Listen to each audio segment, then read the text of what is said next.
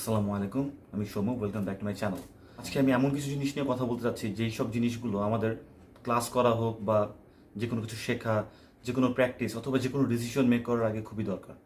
It doesn't matter if we have lot of materials, lessons, good teachers, money, all the facilities, unless we have the motivation. আমাদের প্রত্যেকের ভিতরে কিন্তু অসীম শক্তি, সম্ভাবনা এবং উদ্যম আছে, কিন্তু আসলে এই জিনিসগুলোকে আমরা ইমপ্লিমেন্ট করতে পারি না বলেই বিভিন্ন সময় খুব বেশি ডিমোটিভেটেড হয়ে যায় যে আমার দ্বারা কি এটা হবে, আমি কি IELTS 7 পাবো, বা আমি কি আসলে দেশের বাইরে যেতে পারবো, বা আমি কি BCS ক্যাডার হতে পারবো, বা আমি কি বুয়েটে চান্স পেতে পারবো। সো কিছু কথা, কিছু শব্দ, কিছু commitments can change our life. Never go for any মিডিওকর thought process, in specially in career. যদি কিছু করতে হয় টপ লেভেলে করি, আর যদি কিছু না করতে হয় না করি। Everyday 12 hours work. প্রতিদিন আমাকে 12 ঘন্টা কাজ করতে হবে, সেটা যে পারপাসেই করি কাজ করতে হবে এভরিডে। কোনো দিন যিনি আমার 12 ঘন্টার নিচে না যায়। সেটা হইতে পারে আমার পড়াশোনা, সেটা হতে পারে আমার গিটার শেখা, সেটা হতে পারে আমার জব করা, সেটা হতে পারে আমার ঘরের কাজ করা। নিজের ডেভেলপমেন্টের জন্য প্রতিদিন 12 আওয়ার্স কাজ করতে হবে।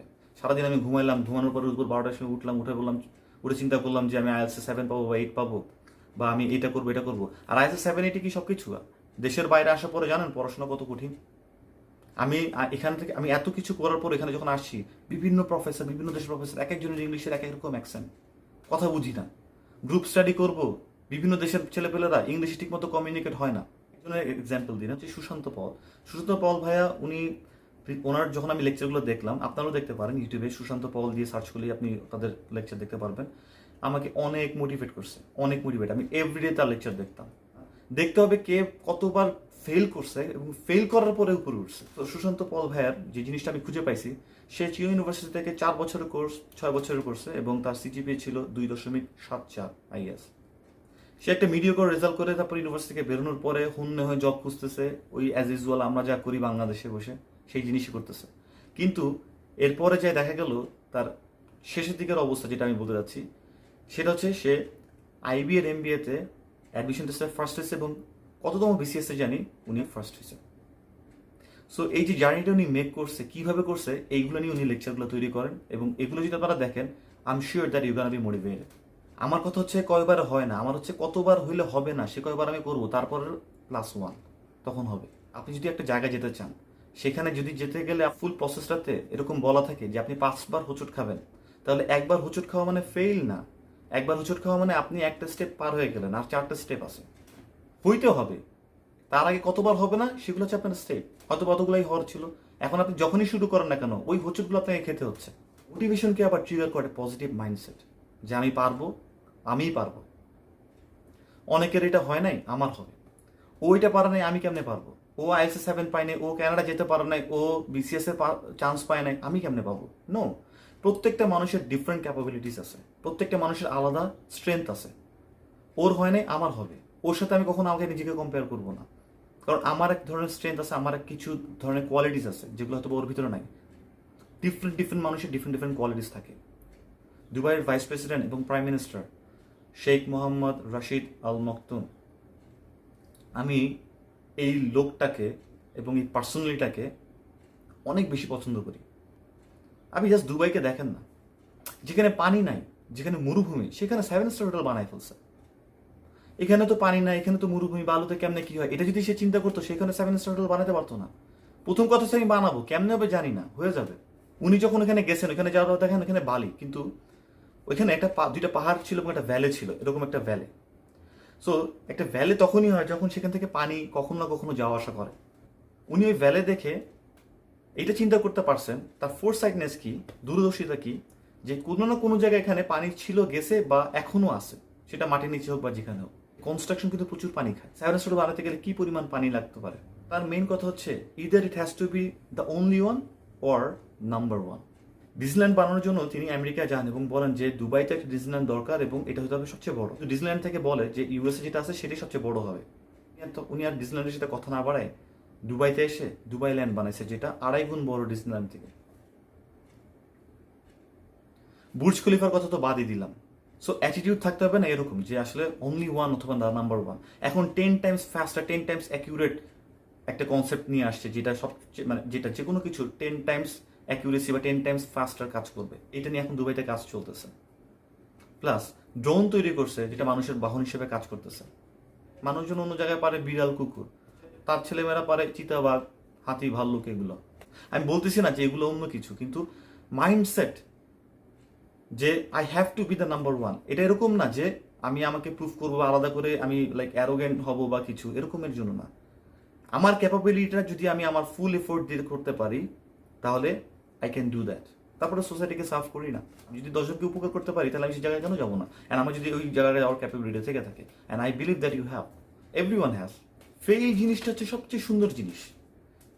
ফেল করাটা সবচেয়ে সুন্দর জিনিস। যে কোনো জিনিসে হোঁচট খাওয়াটা সবচেয়ে সুন্দর জিনিস। এটা আপনাকে ফায়ার করে, এটা আপনাকে ট্রিগার করে, এটা আপনাকে অবস্টিনেট করে, মানে মানে জেদি করে, এটা আপনার ভিতরে ফ্লেম ঢুকায়। ওয়াল্ট ডিজনি এই লোকটাকে নিউজ পেপার থেকে বাদ দিয়ে দেওয়া হয়েছিল for lack of imagination and no original ideas.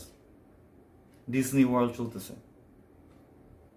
Beatles band, world famous band, তাদেরকে ডেকা স্টুডিও বাদ দিয়ে দিছে যে তাদের গানের কোনো মার্কেট নেই এবং ফিউচারেও তাদেরকে কেউ নিবে না। Abraham Lincoln multiple time election fail করছেন, fiancé death, mental broke down. He was the president of United States of America. So failing is good thing. Fail মানে আপনাকে নেক্সট টাইম আবার করতে হবে এবং দ্বিগুণ উৎসাহে, নট আমি ওখান থেকে সরে আসবো, নো। কিন্তু আমি ফেল করলাম আর আমি চুপচাপ বসে থাকলাম, আবার ট্রাই করলাম, সেরকম না। প্র্যাকটিস করতে হবে প্রচুর। যে কোনো কিছুর জন্য প্র্যাকটিস করতে হবে। আপনি যে প্রফেশনে যান, সেটা আপনি ইংলিশের দিকে যান, সেটা আপনি অন্য কোনো দক্ষতা অর্জনের দিকে যান, যেখানেই যান না কেন আপনাকে প্রচুর পরিমাণে প্র্যাকটিস করতে হবে, হার্ড ওয়ার্ক করতে হবে। যেটা বললাম 12 আওয়ার্স থিওরি, প্রতিদিন 12 ঘন্টার মতো করে আপনাকে মানে মাটি কাটতে হবে, এরকম পরিশ্রম করতে হবে। 12 hours, no rest. Mohammed Rashid Al মকতুমের আরেকটা কথা আমাকে না বললি না। সে একটা কথা বলছে যে look at the lion, despite being the king of jungle or forest, every day morning he goes for hunting. মানে সিংহ তো রাজা, ও বসে থাকলেই তো হইতো, ওর তো কোনো কাজ করার দরকার নাই। প্রতিদিন সকালে সে যায়, কি করতে যায়? হান্ট করতে, মানে শিকার করতে যায়। যেটাই আমি করবো সেটাই আমার সবচেয়ে টপ এবং বেস্ট এফোর্ট দিয়ে করবো। এটা জানি এ ক্যাটাগরিতে যায়, ট্রাই করবো। সো এগুলোর জন্য কিন্তু দরকার হার্ড ওয়ার্ক, প্র্যাকটিস, এফোর্ট। প্র্যাকটিসের ভয়াবহতা কি হইতে হবে, কি পরিমাণ হইতে হবে, সেটার কিছু এক্সাম্পল আমি দিই। ইন্ডিয়া এবং অস্ট্রেলিয়ার ম্যাচ হচ্ছে। ব্রেড হক নামে অস্ট্রেলিয়ার একজন বলার, যে কেবল নতুন আসছে মাঠে, সে তখন সচিন টেন্ডুলকারকে বোল্ড আউট করে। ওই সময় সচিন টেন্ডুলকারের উইকেট পাওয়াটা ছিল বিশাল বড় একটা অ্যাচিভমেন্ট। সেখানে সে তাকে বোল্ড আউট করে। তো এটাতে এতই সে খুশি হয়, এতই খুশি হয়, তারপরে সে সচিন টেন্ডুলকার কাছে যায়, যাওয়ার পরে বল নিয়ে যায় যে আপনি আমাকে একটা অটোগ্রাফ দেন। মানে তার উইকেট নিচে সে এত খুশি, সে একটা অটোগ্রাফ চাইছে। তখন টেন্ডুলকার তাকে একটা কথা লিখে দেয়, সেটা হচ্ছে এই দিন তোমার জীবনে দ্বিতীয়বার আর আসবে না। কত বড় একটা কথা সে লিখছে যে এই দিনটা তোমার জীবনে দ্বিতীয়বার আসবে না। এই কথাটা কিন্তু লিখে দেওয়াটাই ব্যাপার না। এই কথাটা লিখে নিশ্চয়ই সচিন টেন্ডুলকার মানে পার্টি করে নাই, পপকর্ন খায় নাই, বা ঘুরে ফিরে বেড়ায় নাই। সে সেই লেভেলের প্র্যাকটিসটা দিছে, সে সেই লেভেলের প্র্যাকটিসটা করছে এবং কতটুকু কনফিডেন্স লেভেল তাকে ওই পর্যন্ত নিয়ে যেতে হয়েছে যে কথাটা সে লিখে দিছে সেটা জানি হয়। তারপরে অস্ট্রেলিয়া এবং ইন্ডিয়ার এবং ব্রেড হক এবং সচিন টেন্ডুলকারের মোটামুটি 35টার মতো ম্যাচ হয়েছে যেখানে ব্রেড হক একটা উইকেটও নিতে পারে নাই। এর মধ্যে T20 ছিল, ওয়ানডে ছিল, টেস্ট ম্যাচ ছিল। আর একটা এক্সাম্পল দিই, পৃথিবীর সবচেয়ে বড় পেইন্টারদের মধ্যে একজনকে ধরা হচ্ছে পাবলো পিকাসো। তো উনি একদিন একটা এক্সিবিশনে ঘুরতেছে, তখন একটা মহিলা তার কাছে যায় বলে যে আপনি পাবলো পিকাসো না? তো উনি বলে হ্যাঁ, আপনি আমাকে প্লিজ একটা স্কেচ অথবা একটা কিছু ড্র করে দেন না। সো অনেক রিকোয়েস্ট করার পরে পাবলো পিকাসো একটা কাগজ নিয়ে একটা স্কেচ এঁকে ওই মহিলাকে দিয়ে দিচ্ছে।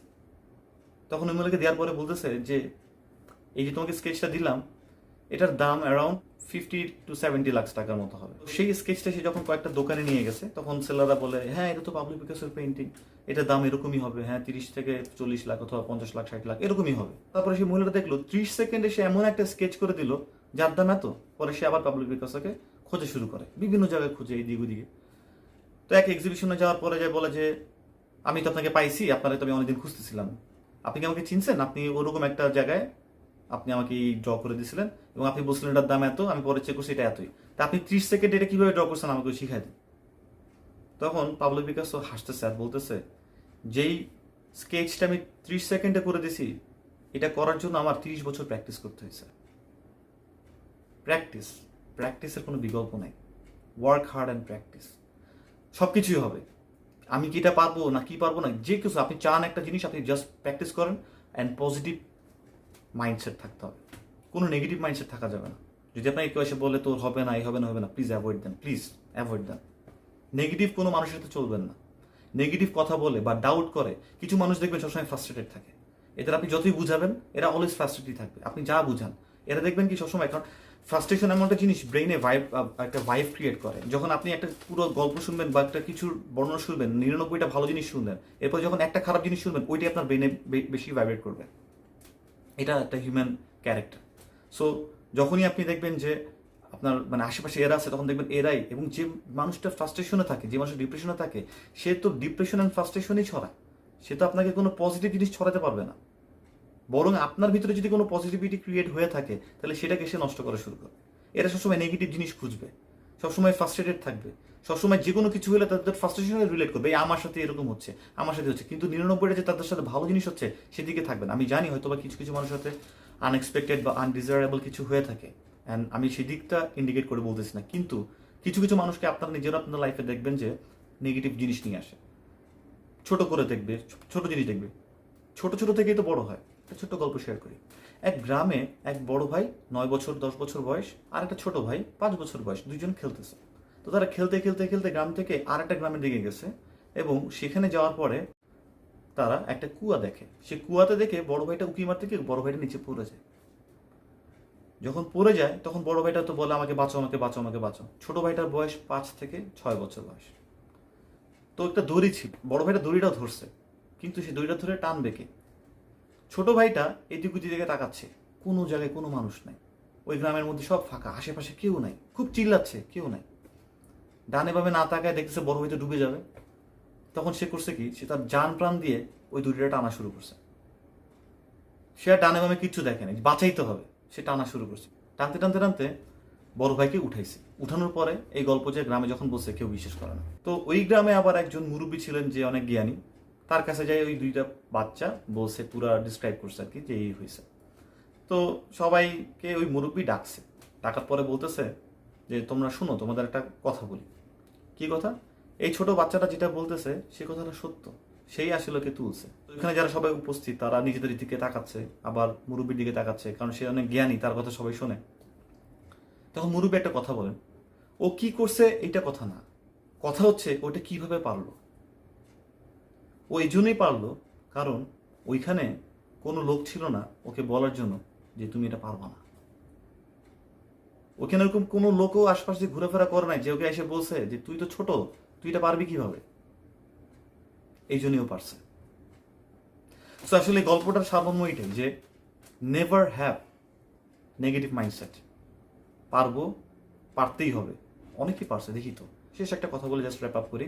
স্বপ্ন সেইটা না যেটা তুমি ঘুমিয়ে দেখো, স্বপ্ন সেইটা যেটা তোমাকে রাতে ঘুমাতে দেয় না। আমার এই চ্যানেলটিতে আমি সব ধরনের জিনিসই আনবো একটা একটা করে, যেটাতে মানুষকে আমি সার্ভ করতে পারি। সবার জন্য আমার পক্ষ থেকে শুভকামনা, আমার জন্য দোয়া করবেন এবং ভালো থাকবেন।